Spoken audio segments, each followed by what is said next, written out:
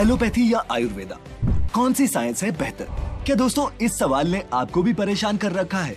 तो आप आए हैं बिल्कुल सही जगह पर, क्योंकि आज जानेंगे इनसे जुड़ी सभी बारीकियां और इनके पीछे के साइंटिफिक रीजंस के बारे में फैक्टिफाइड स्पेशल्स के आज के इस खास एपिसोड में। फैक्टिफाइड स्पेशल्स। अब दोस्तों बाबा रामदेव ने अपने एक मॉर्निंग योगा सेशन में मॉडर्न मेडिसिन और डॉक्टर्स पर ये कमेंट क्या कर दिया। एलोपैथी एक ऐसी स्टूपिड और दिवालिया साइंस है, लाखों लोगों की मौत एलोपैथी की दवा खाने से हुई है, कि सभी बाबा रामदेव पर राशन पानी लेकर चढ़ गए और ट्विटर पर बैठे मीमर्स को भी नया काम मिल गया। खैर, आयुर्वेद और एलोपैथी के बीच चल रहे इस झगड़े का निपटारा तो अब तक नहीं हुआ है, लेकिन इससे पहले कि वीडियो कंटेंट मैं आपके सामने पेश करूं, वीडियो यहीं पॉज करके कमेंट में आप जल्दी से इन दोनों के बारे में अपनी राय लिखें। और चलिए अब बारी बारी से पहले ये समझते हैं कि आयुर्वेद और एलोपैथी आखिर कहते किसे हैं। दोस्तों, आयुर्वेद दो शब्दों से मिलकर बना है, जिसमें आयुर का मतलब होता है जिंदगी माने लाइफ और वेद का मतलब होता है विज्ञान माने की साइंस। अब इसका पूरा मतलब बनता है साइंस ऑफ लाइफ, जिसे हम आयुर्वेद कहते हैं। इसका जन्म हमारे देश भारत में ही हुआ था और ये इलाज की सबसे पुरानी पद्धति है जो रिकॉर्ड की गई है। पुराने जमाने में जब अस्पताल नहीं हुआ करते थे, तब आयुर्वेद की इन्हीं टेक्निक से वैद्य और हकीम लोगों का इलाज किया करते थे। घर में कोई बीमार होता या फिर किसी बच्चे का जन्म, 16वीं सदी में एलोपैथी के जन्म से पहले तक ये वैद्य ही जरूरत के समय काम आते थे। साथ ही दोस्तों, कई लोग ये भी समझते हैं कि आयुर्वेद का मतलब सिर्फ हर्बल दवाइयां हैं, लेकिन दोस्तों आयुर्वेद में किसी रोगी का इलाज करने के 5 अलग अलग तरीके शामिल हैं, जिसमें योगा, मसाज, एक्वापंचर और जड़ी बूटियों से तैयार ये दवाइयां सब शामिल हैं। बीमारी की शुरुआत में आयुर्वेद से इलाज तो हो सकता है, लेकिन इसके रिजल्ट्स फटाफट नहीं मिलते और इसमें टाइम लगता है। और ऐसा इसलिए क्योंकि आयुर्वेद बीमारी के तुरंत इलाज से ज्यादा फोकस शरीर को हेल्दी बनाने पर करता है, ताकि शरीर अपने आप बीमारी से लड़ पाए। यानी कि शरीर में इम्यूनिटी बढ़ाने के लिए आयुर्वेद में एक से एक तकनीकें आपको मिल जाएंगी। ज्यादातर लोग ये भी सोचते हैं कि आयुर्वेदिक दवाइयों का कोई साइड इफेक्ट नहीं होता, लेकिन दोस्तों ऐसा भी नहीं है कि आयुर्वेदिक दवाइयाँ पूरी तरह से सेफ होती हैं। बिना डॉक्टर्स की सलाह और जरूरत से ज्यादा लेने पर ये दवाइयाँ भी आपके शरीर को नुकसान पहुँचा सकती हैं। इसके अलावा क्रिटिकल स्टेज पर पहुँचे पेशेंट्स पर भी आयुर्वेदिक दवाइयों का असर नहीं होता और उन्हें चाहते या फिर ना चाहते हुए भी एलोपैथिक इलाज की तरफ रुख करना ही पड़ता है। आइए अब समझते हैं कि एलोपैथी क्या है। दोस्तों, एलोपैथी मॉडर्न मेडिकल साइंस का ही दूसरा नाम है और इलाज का ये तरीका सिर्फ 200 से 250 साल ही पुराना है। बोले तो कोई भी दवा या फिर इलाज का तरीका जिस पर प्रॉपर स्टडी की गई हो और जिसका साइंटिफिक एविडेंस हो, वो एलोपैथी का हिस्सा होता है।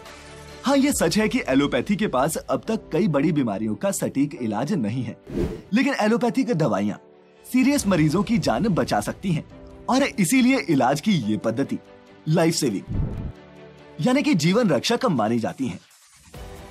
मॉडर्न सर्जरी, पेशेंट के इलाज में इस्तेमाल होने वाली सिरिंज, ड्रग्स और केमिकल टैबलेट्स, ये सभी एलोपैथी का ही हिस्सा हैं। केमिकल फॉर्मूलों से तैयार होने वाली एलोपैथिक दवाइयाँ असरदार तो होती हैं, लेकिन इनके लॉन्ग टर्म साइड इफेक्ट्स भी होते हैं। इसीलिए इन्हें बिना डॉक्टर्स की सलाह के लेना या फिर जरूरत से ज्यादा लेना और कुछ नहीं बेवकूफी होती है। आयुर्वेद या एलोपैथी, कौन है बेहतर? दोस्तों, आयुर्वेद और एलोपैथी दोनों में इलाज का तरीका भले ही अलग अलग होता है, लेकिन दोनों का मकसद एक ही है और वो है रोगी को जल्द से जल्द स्वस्थ करना। लेकिन यहाँ एलोपैथिक दवाइयाँ और तकनीकें मेडिकल रिसर्च और स्टडी पर बेस्ड होती हैं, वहीं आयुर्वेदिक दवाइयों पर क्लिनिकल ट्रायल्स और रिसर्च बहुत कम ही देखने को मिली है। इसी कारण बीमारियों का जितना सटीक और तेज इलाज एलोपैथी हमें देती है, आयुर्वेद नहीं दे पाता।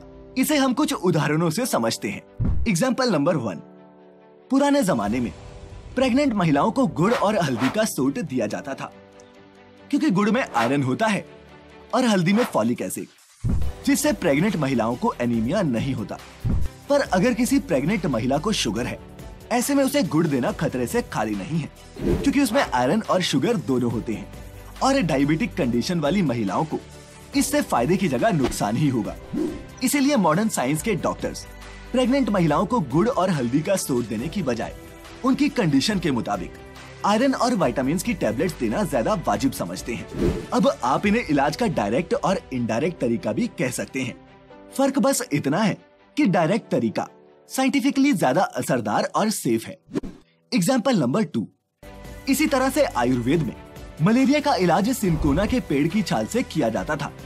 अब इस छाल को खाने से मलेरिया से तो लोग ठीक हो जाते थे, लेकिन इसके कई खतरनाक साइड इफेक्ट्स भी थे जिनका असर मरीज पर हफ्तों तक रहता था।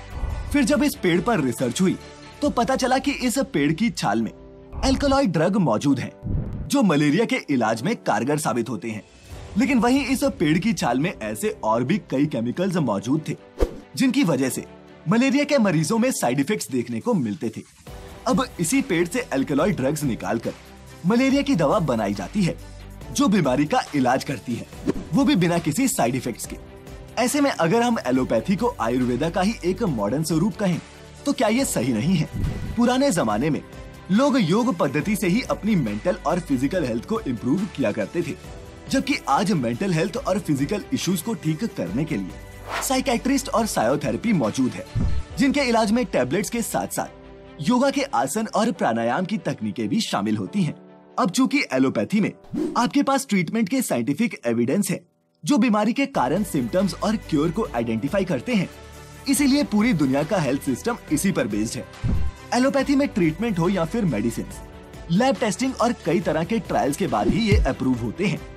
इसके अलावा इन्हें वर्ल्ड हेल्थ ऑर्गेनाइजेशन और हेल्थ मिनिस्ट्री को भी संतुष्ट करना पड़ता है, जबकि आयुर्वेद से जुड़ा हर नुस्खा सर्टिफाइड हो ये जरूरी नहीं।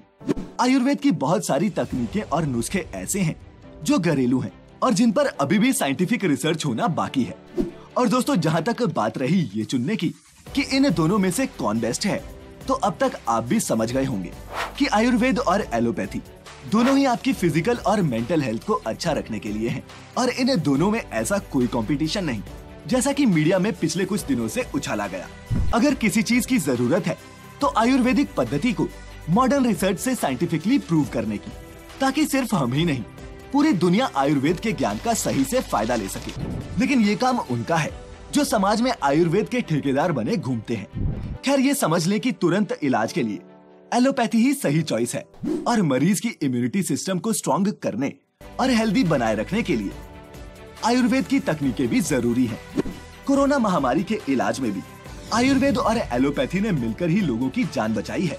जो लोग होम आइसोलेशन में थे, उन्होंने आयुर्वेदिक देसी नुस्खों और योग से अपने इम्यूनिटी सिस्टम को मजबूत किया, और जिनकी हालत गंभीर थी उनका इलाज अस्पताल में एलोपैथिक प्रोसीजर से किया गया। इसीलिए हमारी माने तो इस बेतुकी लड़ाई में अपना वक्त जाया ना करें।